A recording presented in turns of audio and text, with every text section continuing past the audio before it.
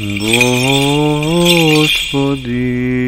Исусе Христе, Сине Божий, помилуй меня грешного. U ime na Otca i Sina i Svetog Duha. Amen.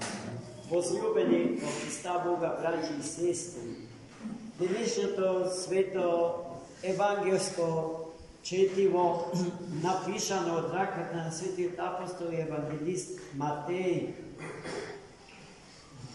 длабоко задира во современите теми со кои што човештвото си го измачува умот свој по прашањето на човечкото достоинство и смислата на живот. Дали човекот постои на ниво анимал, животинско, или е создаден за нешто повеќе од тоа? И дали тоа што во животот на еден човек е поважно од се е стомакот, облеката и се друго што е врзано за неговото физички или гол обстанок во свет. После многу кажувања на крајот од евангелското четиво,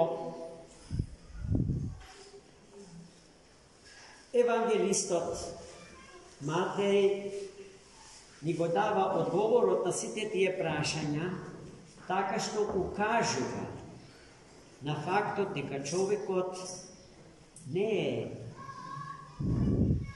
просто анимално суштество, кој што треба да се задоволи со храна, со вода и со облек.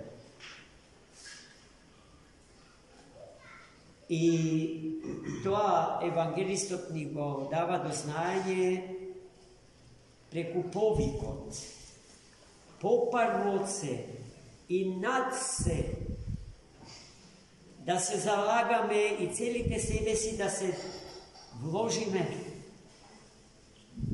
во стекнувањето на царството небесно, царството на живиот троичен Бог и правдата Негова, вистината Негова, браќи и сестри, вистината Господня и се што произлегува од таа вистина. А потоа, се друго, без што човекот не може ќе му биде придодадено или дадено. И така, Христос, например, во денешната евангелска перикопа не се очува со неколку еклатантни примери за тезата за која што самиот евангелист се залага, а и ние заедно со него. И почнува со окото, за кој што вели, ако е здраво, ни овозможува и себе си целите однапред да се доживееме како светли. А ако е болно, тогаш вели, светлината се доживува како темно, но не престанува да се биде светло. Проблемот е во доживувањето. Човекот кој што го изгубил окото на телото не може да ја виде светлината од која што е создаден и во која што предстојува. И потоа го поставува прашање. Ако замагленото око светлината ја гледа како темнина, a kakva li ke bide toga štemnina? Celosno to odsustvo na svetu, možeme bi to da si go predstavimo.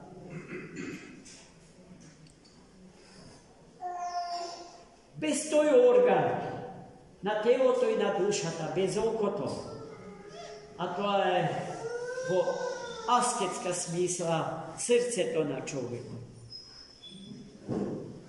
Неможно е да се побара и да се стекне најбитното. Царството на живиот троичен Бог и неговата божествена вистина и права. Потоа, на тој пат кон Царството небесно и правдата Господня се соочуваме со една друга опасност, да им служиме на повеќе Господар. Христос спомнува за неможноста да им служиме на два Господа. Бидејќи кон едниот ќе покажеме лојалност, а кон другиот презир. Едниот ќе го сакаме, ќе го почитуваме, другиот ќе го отврлиме или ќе чкртаме со заби, имајќи незадоволство кон него. Ели двата Господара, на кои што не може истовремено да им се служи, Христос ги именува. Едниот е Бог, а другиот Мамонот, Богот на парите, на среброто, на материјата. И треба да се определи. Или на Господа ќе му служиме, или на Мамонот и се што зад него стои. Оно што сака да направи компромис за да се опајди подобро, да ќе му служи на Бога и на Мамонот, треба да се соочи со фактот на неможноста од таквото служење. Јасно е дека постои само еден вистински Господар. И тоа е Бог, Троица, Отецот, Синот и Духот Свет. Нему треба да му се приклониме, нему да му служиме и него да го славиме. Се друго е промашена работа. Промашен избор. Избор што води во пропаст, во смрт. Потоа Христос го посочува примерот со птици. Ниту орат, ниту жнеат, ниту во амбари собира. А живи се, ги има. Зошто? Зашто нивниот Творец се грижи за нив. И имаат се без што не може.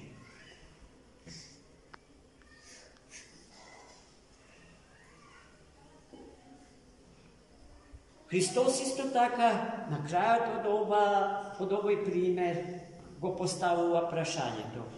Ако Бог за птиците на тој начин се грижи, а колку повеќе својата грижа ја упатува кон човекот кој што е неспоредливо поскап од птици. Потоа Христос дава друг пример. Примерот на полските кринови. Ниту предат, ниту ткаат, а вели Христос, ниту Соломон во зенитот на својата слава не беше толку раскошно и убаво облечен како што е облечен еден крин.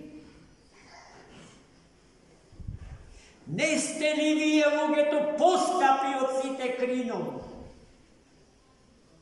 Zašto ste se nasekirale što će oblečite? Zašto ste se nasekirali što će jadite? Što će pijete? Zašto?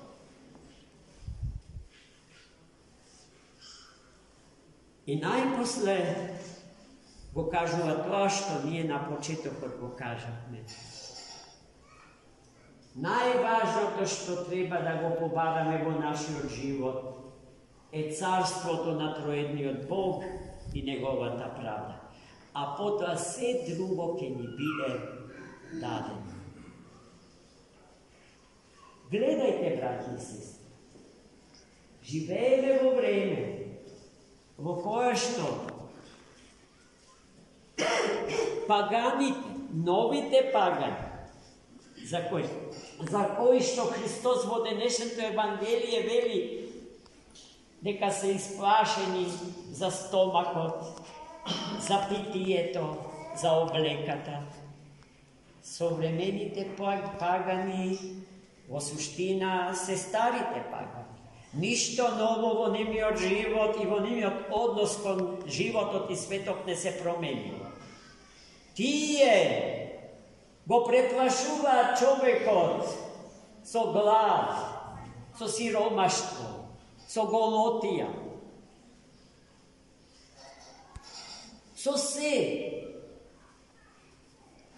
што го докажува нивото на животинска екзистенција на човек. Расчовечениот човек е предмет на нивниот интерес. И ако немате вие леп, ако немате вода, чевли и костум, вие сте пропаднат човек.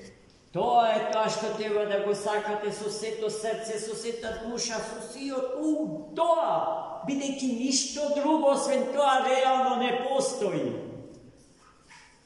Се друго мириса на смрт и на гробиште.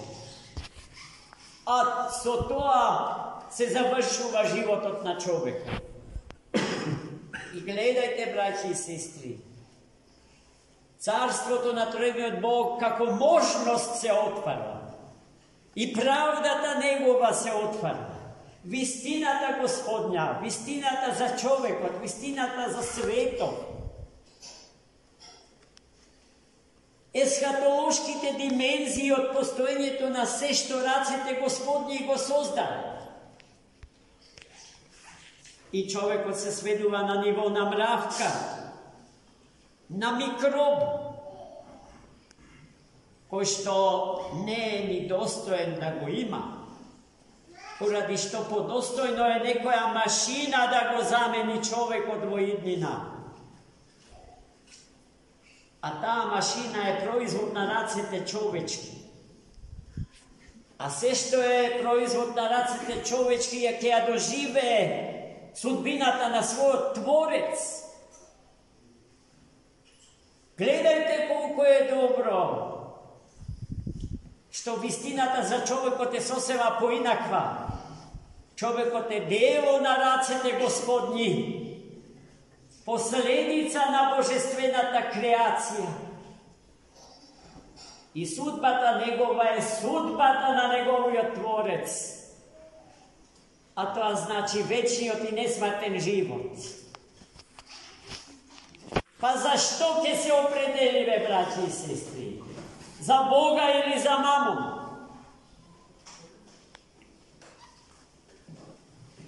А и до Бога не се доаѓа така лесно, без крстоносење, без да се прими сета тежина од крстот на својот живот. А кај е победен непријателот?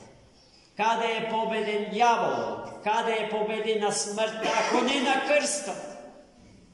На крстот не умре Христос, туку смртта на човекот умре во Христос. И во нашата смрт не умира човекот, туку смртта наша, браќи и сестри. Па за тоа треба да се определиме. Треба ли да се доумиме, браќи и сестри? Treba li da dozvolime nekoja preplašena baba Roga da ne plaši nas, Hristovi deca? Deca na Hrista Gospoda, deca na pobeditelja na smrta, naši od istinski Bog i Spasitelj, Hristos. Amin. Za mnom.